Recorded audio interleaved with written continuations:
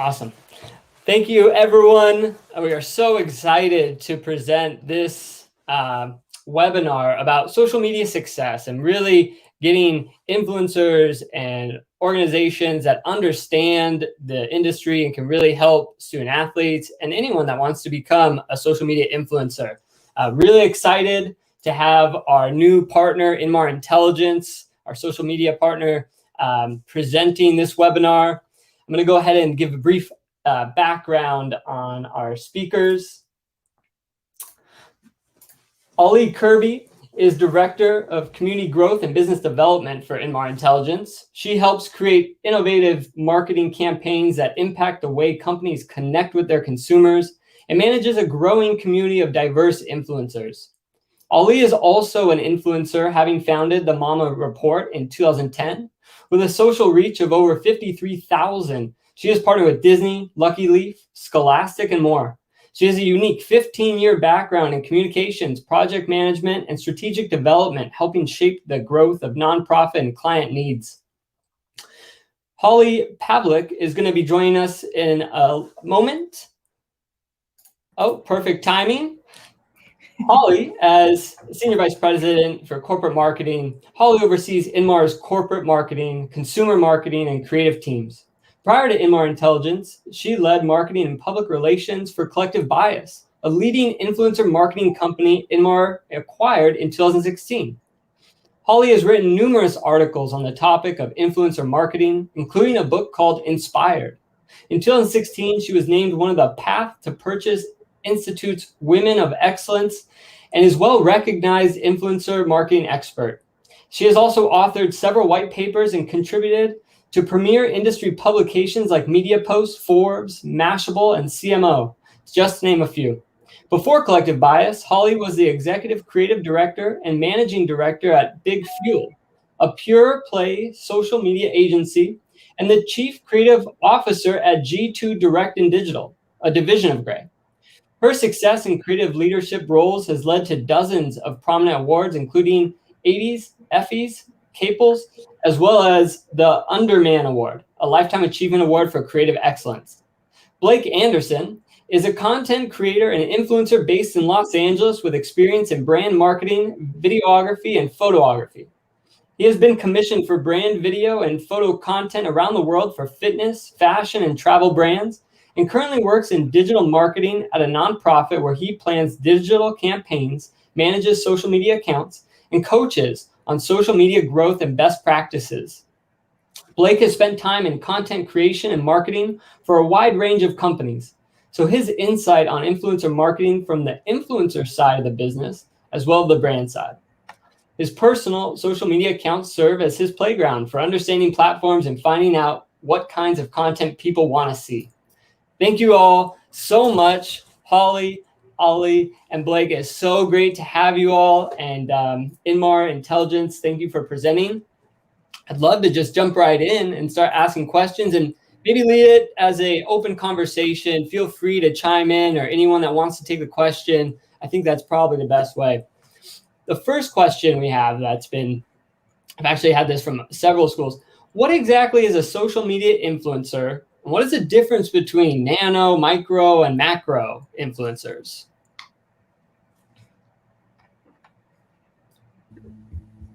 Who's gonna grab that one? Anybody, quite simply, anybody can be a social media influencer. Most people these days have a social media platform, be it Facebook, Instagram, whatever the case may be. I think the average person is probably going to influence just their immediate circle, their friends and family that they know. But a social media influencer is kind of that next step beyond that basic level. They have a wider sphere of influence, and they can have some level of, I don't want to use the word celebrity, but influence, I guess, is a better term, depending upon what they're known for. Influencers, there's such a vast niche of different varieties and topics, and they influence that space on that selective topic, whatever that might be. When the topic comes to macro, micro, nano influencers, this is definitely a hot topic in these days. And what I have found is that definition really varies depending upon the person who's stating it. For our generalized purposes, I would say nano influencer is somebody with, 1,000 or less, maybe 1,000 to 5,000 followers. Micro is probably around the 10,000 to 50,000, and beyond that, we get into macro. But those are my definitions, while somebody else might have a different one. Well, and I would say too, to be an influencer, there are a lot of folks out there that have lots of followers, but if they don't have a lot of engagement, I wouldn't qualify that as being an influencer. An influencer is someone who has a shared passion and has a community that's well engaged with them. You don't have influence if you're not causing someone to take an action and join the conversation. It's a great point. I'll throw this one to Blake. Blake, how can I clean up my social media in preparation for the name, image, likeness rules that are changing? Sure.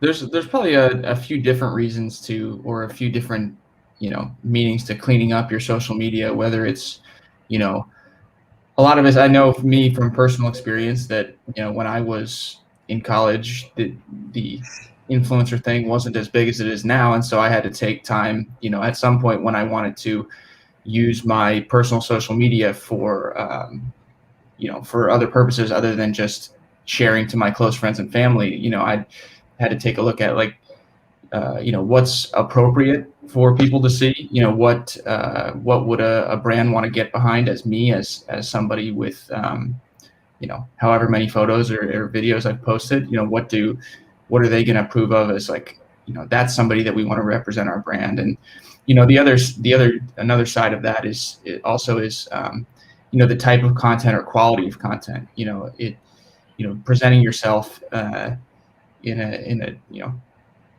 the more polished you can get your social media accounts, the better. And so things like, like I said, I went through at some point and cleaned up all the times I had just posted a slice of pizza or something like that, just because I wanted to try out a new filter, years ago. But, that, is a great starting point to take your account a lot seriously when you're kind of posting with purpose, and then also, elevating your brand to something that somebody would want to represent their brand, if that makes sense.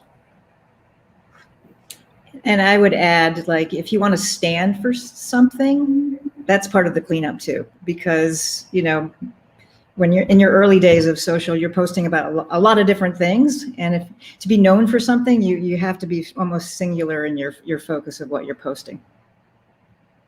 Right. There's kind of a flip that gets switched. If you are just a normal social media user versus setting yourself up for working with brands, just taking that lens and trying to disassociate, even with memories, which can be hard, right? Because sometimes you're snapping a photo in the moment and it was a fun time. But if you're creating a brand, you have to separate the personal from the professional to a certain extent. So kind of trying to disengage from your personal life and take a look at, what am I showing to my followers? Great. And Holly, how can I optimize my username, bio, and links on my account to help? Well, I mean, I think it starts with, what is your username going to be, right? I mean, so, back in the day, social started with a lot of what was called mommy bloggers, and they had mom in their names, and then their kids grew up, and all of a sudden their name was not relevant. And you found a lot of the influencers, right, Allie? They were changing their handles because it didn't exactly fit how their lives have changed. So, it's just like celebrities. They pick stage names. So, giving some deep thought to what that username is important. making sure that you've got links in all of your social handles so people can find you in multiple channels, making sure they're consistent across all the channels. So if you're going to light up, Instagram, Pinterest, Facebook, LinkedIn, YouTube, and whatever, the handles should be consistent across all of those platforms so that it's easy for folks to find you. I could layer onto that with the example, actually. I created my site called The Mama Report, which was very mother focused. As Instagram became a more important platform, I kind of disassociated and broke away from that. And in turn, I changed my handle. And part of that is understanding what is your focus and what is your objective. And so I changed my Instagram to be Allie Kirby at MN, which gives me that Minnesota focus, which I was actually looking for. And then in turn, people, when they're searching, trying to find influencers that are Minnesota based, which is what I wanted, they're finding me. I also thought about it from the standpoint, I'm at a cocktail party, I'm out at an event, and somebody asked me, oh, how do I find you? So I kept it it's my name. So it's very simple for someone to remember it when they're, maybe at a crowded event, and you want them later on to come find you. I think also too, as it pertains to sports, it might be easy to throw a number on the end of it, but unless you're LeBron, I don't know if you can guarantee you'll keep that number forever. So, choosing something that, like Holly mentioned in the beginning, something that's going to last a long time is important too. Mm-hmm. And then I'm sorry, I was just going to add on in the bio, we hadn't touched upon that, being selective about what are the key takeaways if somebody's visiting, and I'm generalizing, I'm going into Instagram, but this could apply to other platforms as well. What are the main things that they should take away from you? Who are you? What are the big headliners that describe what you are? Maybe you are an athlete on the various, gymnastics or basketball or football, but then what are you beyond that? Give them a glimpse of what your passion and who you are as a person. So, I think ultimately, yes, you want those keywords, you want the things that are going to draw people to you, but also, and I think I would say that this is true across everything that we're saying, be true to who you are. That is a big part of this space. Yeah, and I would say, because back in the day, Allie and I know each other from way back when I was also a mom blogger, and, focus is 3 things. And over time, I was always posting stats about marketing to moms. And I became known as the stat mom, because, I stayed consistent to like 3 areas that was the only thing that I posted to. So, it's very important to be concise about who you are, what you want to stand for, and then just be consistent about it in every channel that you post on. Right. What types of content should I avoid when posting on social media? I can definitely speak to this one. I think the key word I just really want to emphasize is anything offensive. And we live in an interesting period of time. So, and everybody has opinions and thoughts, and those are good. It's not that you can't stand for something in this social climate and political climate. However, you just need to make sure that what you're presenting is tasteful. So that if you think about if, the CEO of a company saw that post, would they be offended with what you wrote? Are you speaking in a way that is kind and thoughtful of others? I think that is the most important takeaway. Yeah, and I think just because some brands are going to be edgy, and some brands are going to be, sort of middle America, and some brands they're going to be all over the map, right? So, just because you want to attract your brand, your personal brand to an edgier brand, doesn't mean necessarily you change your tone to match that brand. They're looking for authenticity.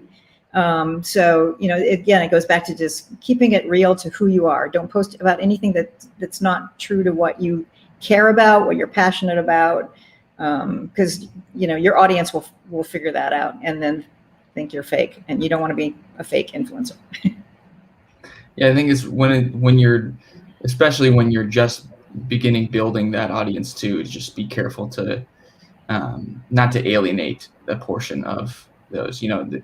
Like you guys both said, standing for something is important, but just being careful how you say certain things to not, Yeah, and get some close allies. There's one of the benefits of social media is that everybody wants to be helpful.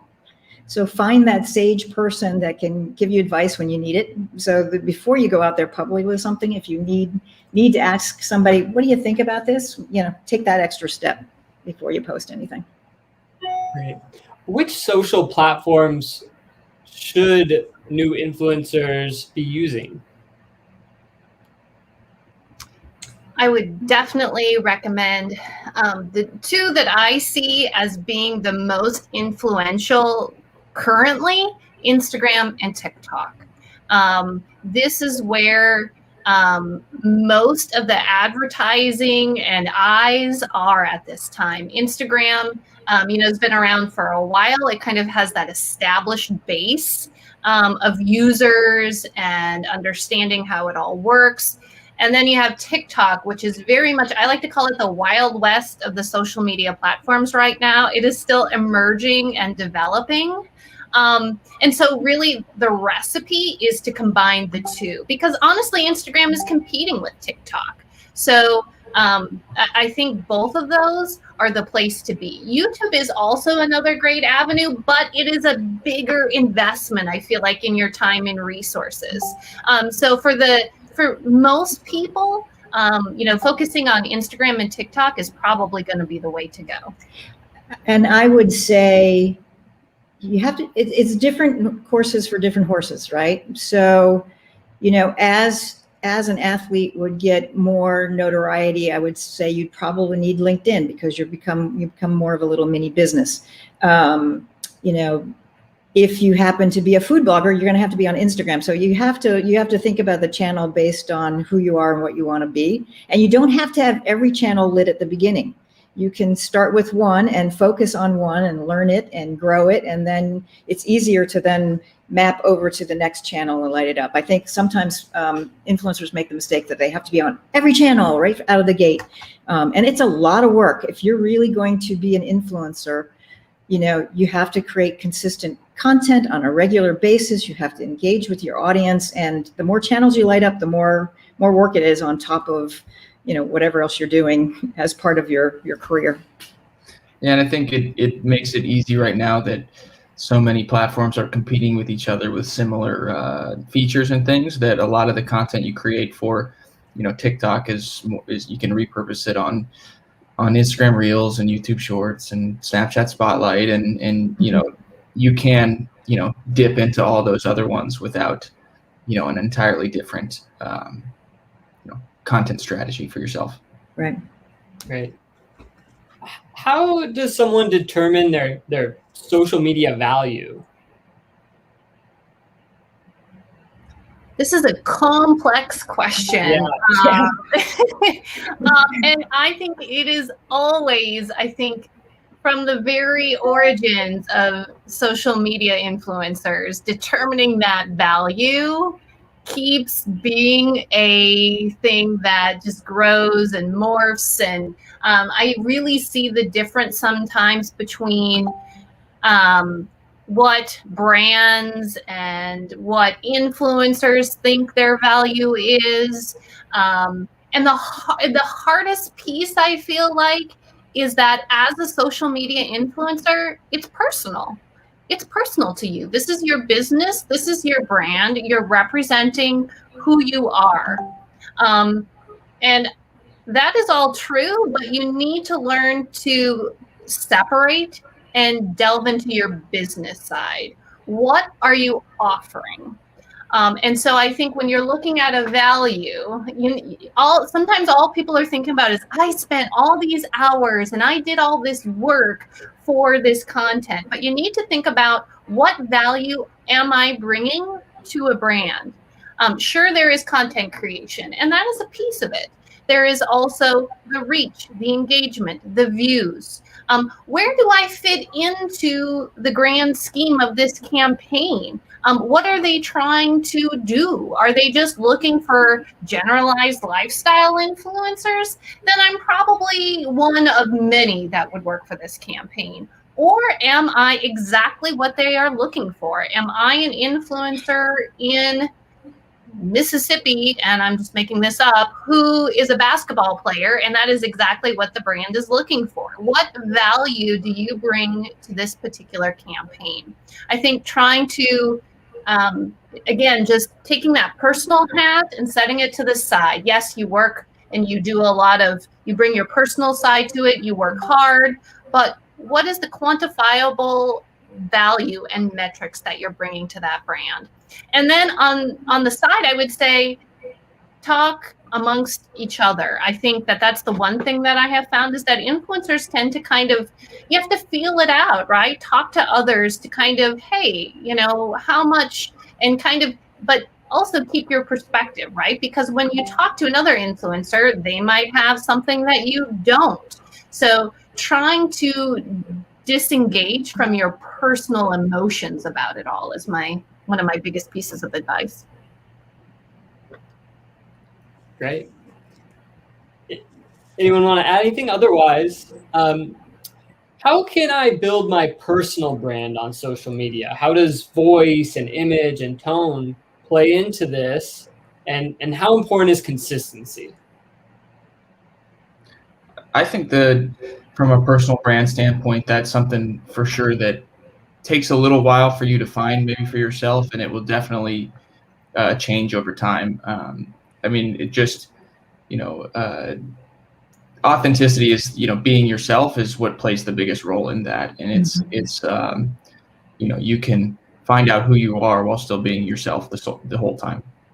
Yeah, don't put, I mean, Allie and I, there was a influencer in our community who was a travel influencer and would also post about baby things and didn't even have a baby in the household. I mean, audiences figure that stuff out. So as Blake said, it's all about being authentic and being real. Mm-hmm. How consistent are influence? Is it like weekly post, or is it every other day, or like how consistent are new influencers typically? I think there is a level of consistency that needs to be there. So I just want to preface what I'm about to say by saying consistency and frequency is important. But I think the screener is you need to do you. If posting every day is just not feasible for you, right? Like you've got so much going on, you can't juggle all that. Don't stress yourself out, because the content that you produce and just how you present yourself is not going to be an accurate representation. So knowing that consistency and frequency are important, just do an internal, what is realistic for you, and hold true to that. So don't get under the pressure of you have to post every day, you have to do X, Y, and Z, because you might just end up burning yourself out and not really producing the kind of content that you should be. Then saying all that, stepping back, I would say maybe a couple times a week, just in general, but really it's personal. I think it's also about the quality of the content. So it's less about the frequency, it's about the quality. It's much better to, spend a week and put out a really great video than it is to just put out 5 videos that are not great. Because they'll come back for that one great video. They might not come back for the quick hit. Mm-hmm. Yeah, I think it's to add to what you guys said, it's a little bit also of a collision between how much you can keep up with and how much your audience wants as well. Some people are either, creating content or working in environments where they could post 5 times a day, but that's not necessarily what, is going to serve your audience best. The posts kind of last a day or two now, the way that it's at least for Instagram. And so, that 2, 3, 4 times a week, something like that is, at least for myself, has worked great. And the nice thing about having an audience is you can ask them. Mm-hmm. And they'll tell you. And the one caveat to that is also Instagram stories, which I think are just, I love Instagram stories personally, because they are kind of the real you behind the scenes. They don't need to be so glossy and as tailored and perfection as maybe the posts or videos need to be. So that's a way to keep your audience there, keep them engaged, keep them interested, but yet in kind of a relaxed sort of atmosphere.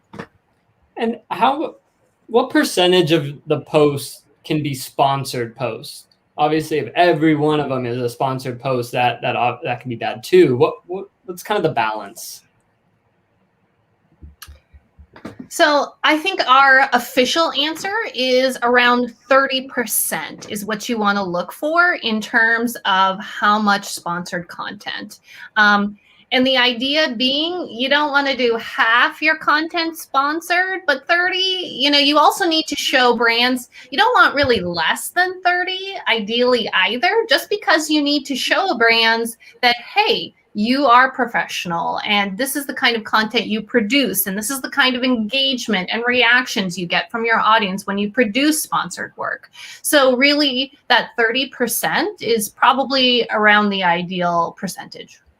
And I would say too that when you are working with a brand, especially as a new influencer starting out, they may ask you for 3 or 4 things. I'd add a couple more things in there just to show how willing you are to go the extra mile to work with a brand. And that'll go a long way. And sometimes those brands will come back again just because of how flexible you are, how willing you are to work with them, and the fact that you did go the extra mile beyond what they asked for.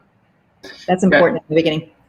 To have a short cautionary tale on the, saying yes to opportunities. One of my best friends probably 5 or 6 years ago developed a huge following and then said yes to every single deal that he got. And he, that was great because he had a full-time job and he made $50,000 extra on top of it that year and completely destroyed his audience. And, everybody just knew that every time he posted, there's an ad, so there definitely is a balance to where people follow your account for a reason. And which with each and every post, you want to reward that audience for that, serve them. And so there's definitely, finding that healthy percentage of how, serve them, reward them, and then ask.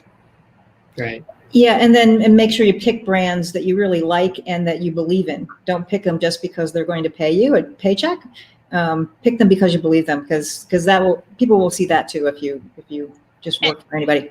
And I think that is such a common thing in the industry. Oh, so and so is cool. Let's. Oh, maybe I shouldn't throw a brand out there, but I drink this. HR, PR is saying no, don't do that. So this particular beverage company is reaching out to me, and they're well known, they're prestigious, but I actually don't drink it, right? So really, it's very common for influencers to accept opportunities that maybe in hindsight, I should only be selective about what I work on. So don't say yes to everything.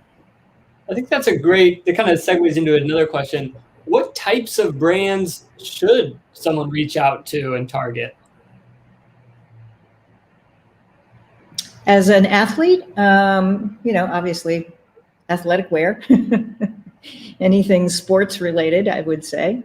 Anything that has to do with health, because that goes hand in hand with sports.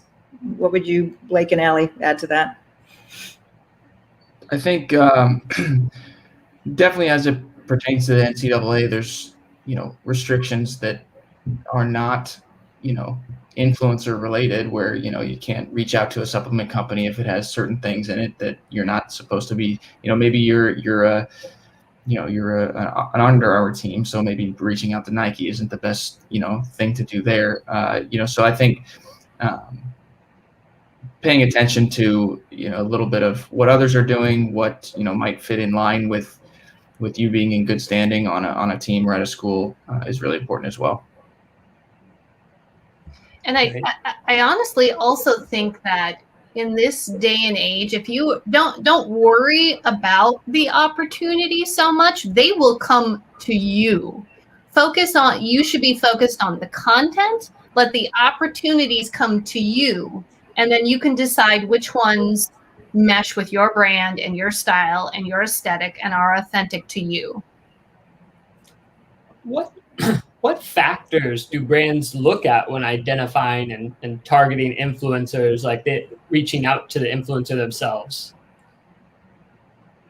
That's a long list, right? Yeah, gosh. The easy answer that doesn't really give you an answer is that it is so vast. I work on campaigns across so many different brands, different retailers, and what client A wants is the exact opposite of what client B wants.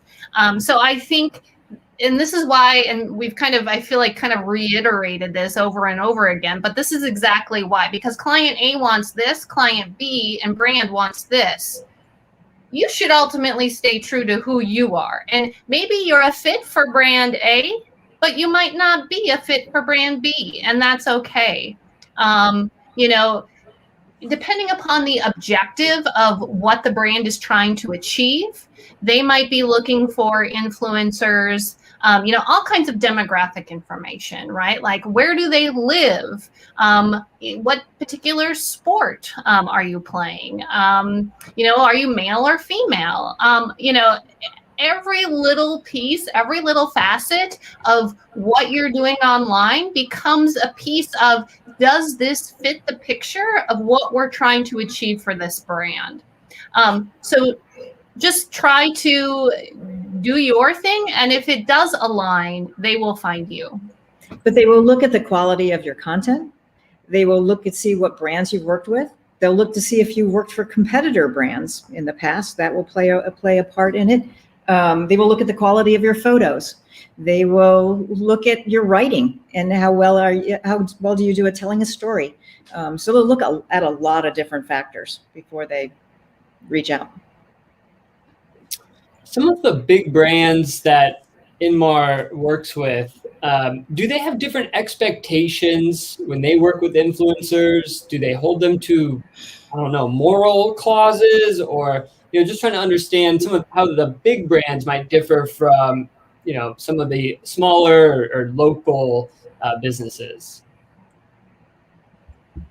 Yeah, so we have terms of service that are part of our community. And it's kind of a code, well, and actually part of it is a code of ethics about how you conduct yourself in the influencer space. And when an influencer joins our community, we expect that they uphold those. So it's about making sure that they're not gaining followers by, devious means, or purchasing them, or, giveaway loops or that kind of thing. Just, those codes of ethics about how they treat other influencers, about how they present themselves in that social space. But ultimately, I think that our code of ethics and our terms of service would even be true for a smaller brand as well. I think a lot of it is based on the idea of just basic professionalism in this space. Great. How often should I be interacting with my fans on social media? DMs, comments, all of that. I'd say always, especially, there's times when to go heavy on it and times when to take a break that's healthy for you. But, when you post a photo and your comments are rolling in, respond immediately. People don't want to, people who have a comment or some type of interaction, on a post that you make, go ahead and reply to them now. They don't want to hear from you tomorrow. So I'd say that, especially in early days of community building, people knowing that they can get right to you and interact with you because they're a fan or a supporter of you is really, really important. Oh, they get excited about it, right? And then they look who, Blake, he responded to me, answered me, and it creates a lot of excitement within the community. So replying is really important. Great. Which analytics are most important when evaluating your own social stats, engagement rate, followers? How does someone evaluate their own? Yeah, I mean, it's ultimately, it's all important, really, at the end of the day. That being said, what is important also is going to vary depending upon the platform you're looking at. So in the case of TikTok, you know, in order for us, just to paint a picture, in order for us to work with influencers on TikTok, we are looking for a certain level of reach. So I would say a minimum of 50,000 followers, but that's not really the be all end all, right? We're also looking for the views. So what kind of views do your videos garner, and what kind of engagement, comments, you know, are people interacting?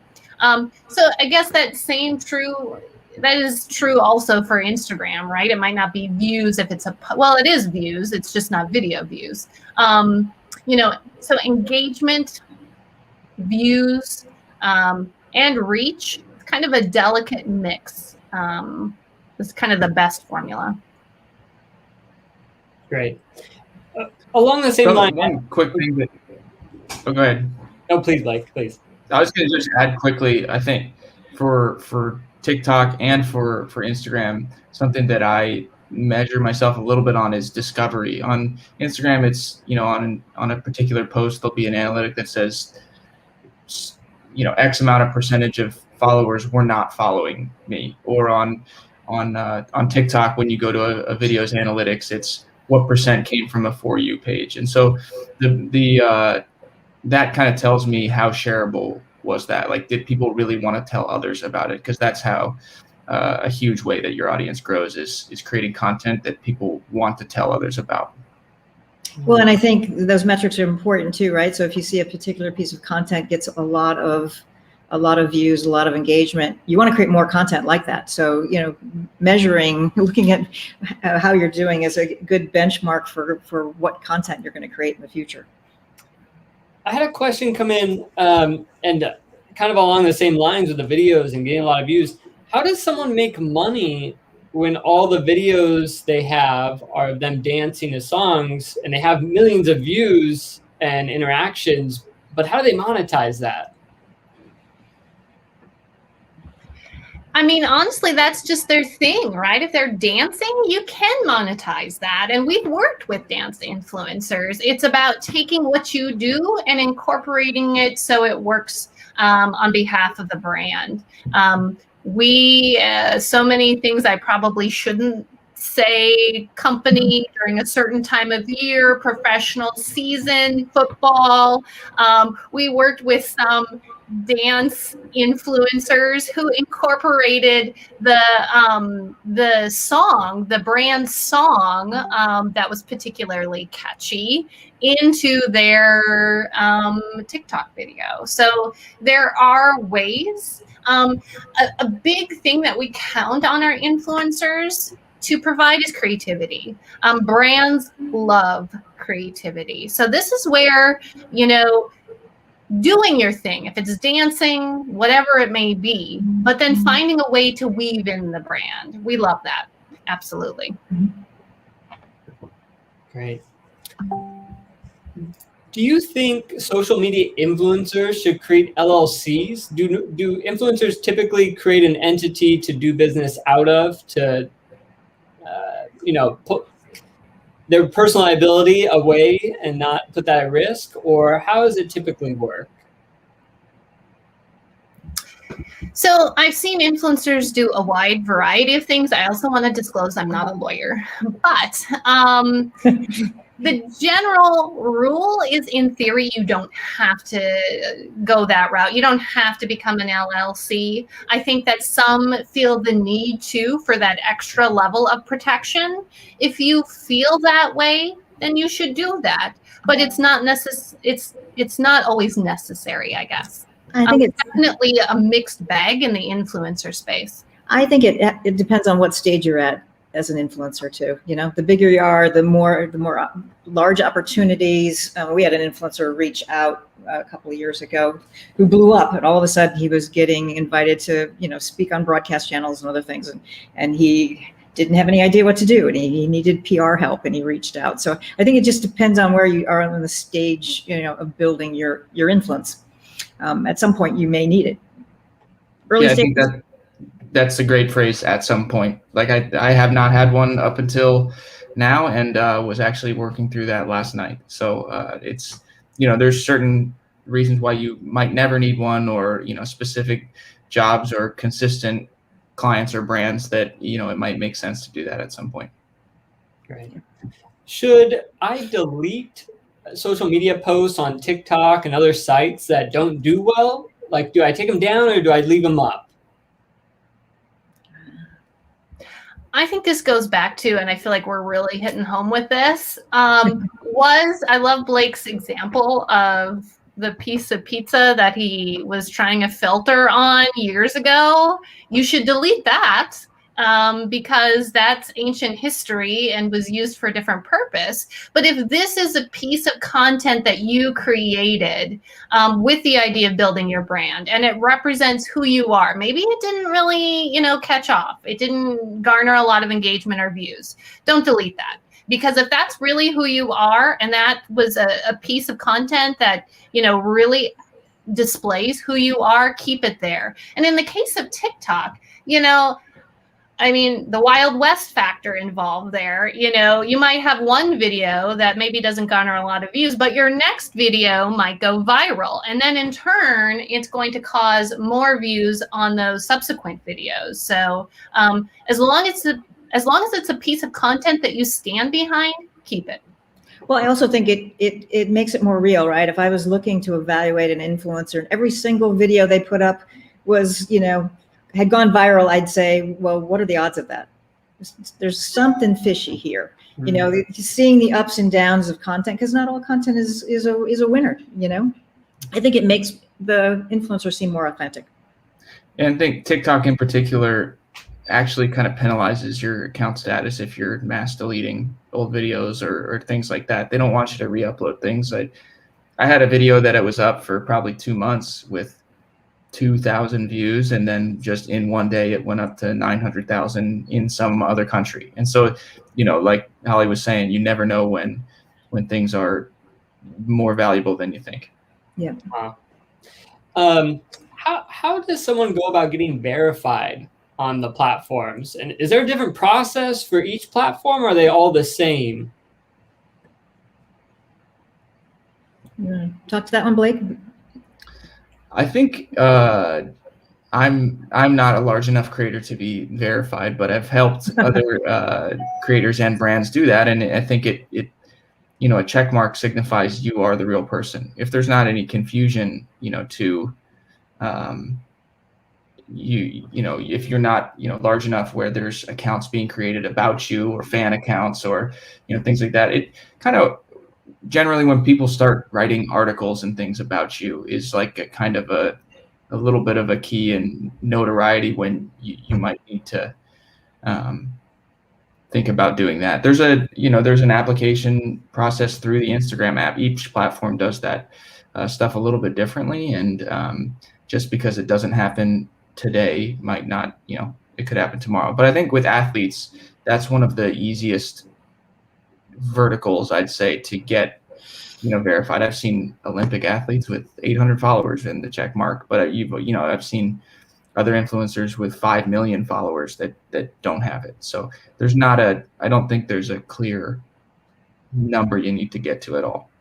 Yeah, I think the technical part is you need to apply for it within the platform. And then it's really kind of out of your hands in terms of, are you going to qualify or not? Are they going to layer and provide you that level of approval? And to what Blake said, it comes from, you know, are you garnering this attention? Are you a recognizable feature outside of the social media space? So they will decide, but there is a technical way to apply within each platform. For new influencers, what would be a good process to understand the brand before you work with them? Make sure there isn't a bad reputation or anything like that. What would be your recommendations? It's really pretty simple. Google is your friend, in this day and age. Honestly, just Googling the company, looking what kind of articles come up. Is there anything recent? Has there been any kind of recent controversy? If there is, it's going to come up in your search. And then another place that I really advise is looking at the social media account of the platform you're going to post on. So I'll just use Instagram as an example. Go check out the Instagram handle of the brand. Get a feel for what is their style, what's their aesthetic, what is their voice. Not that you're going to match that, right? Because you're still doing you, but you also need to be attuned to that. So there can be kind of a gentle weaving between the two. I think controversy is also not the only thing that would give, I have turned down a couple of things just because of the type of content that, not that it was offensive or anything like that, but if you go to a brand's Instagram account and they're going to kind of want a certain type of content that you don't feel is authentic for your own brand, maybe it's like, there's a lot of, I'm not somebody who likes posting like say a flyer or something like that. So if you can kind of tell like this is like, a little bit more ad-based, graphic-based stuff that, might not fit with what you're doing. There's a million reasons why you might love working with a brand, love not working with a brand, but, getting the deal or getting the offer through a platform like Inmar will also kind of validate, so somebody does a little bit of that vetting for you, and this is the real deal kind of thing. I used to hate when I'd have a brand come to me and want me to post supplied photos. That to me was kind of like, no, I don't do that. You're coming to me because I create my own content. So I would avoid a brand that wants to supply you with the content and just wants to leverage your audience, because that's when you will lose your audience, because you lose your authenticity. Yeah, quickly move on from the phrase content sharing. Yeah. Okay. Well, I have one more kind of open-ended question. Thank you guys so much for the time. This has been a really, really a great webinar. What would be new challenges for new influencers to prepare for, or maybe some strategies that you would recommend to new influencers that are just starting out? What should they look out for, or how? What strategies do you recommend following? I think we hit some of them, right? Definitely. You don't have to be on all channels all at once. Pick a channel, start slow, see how it feels. Use that channel to figure out your voice, what you want to stand for, grow from there. Be careful who the brands you work with. Make sure you look at what they're doing. Pick your handle. The right handle, because you're going to live with it for a while. What else did we hit? I think one thing is like just consuming content. You can't understand the platforms unless you're on them, and it's not, you could just log into Instagram, quick post a photo, not open it for a week. But the people that succeed are on it all the time, seeing what other people are doing, finding people that are much bigger than them, seeing how they use the platform, emulating those things. So I would say like, find people that are doing things really well and just absorb what they're doing and learn how you can apply some of those same things. And follow them and ask them, DM them. A lot of times they'll share their secrets. They'll help you. I mean, that's the beauty of social, right? People like to be the expert and they like to share their expertise. Fantastic. Well, thank you guys so much, Blake, Holly. This has been very educational. I really appreciate your guys' time, and our partners at Inmar Intelligence. Thank you so much for presenting our social media success webinar. Really excited to take out the highlights and put it together for a highlight video for everyone. Fantastic. Well, I'll go ahead and end it there. Thank you so much, you guys. Really appreciate the time. Thank you. Thanks for having us. Thanks.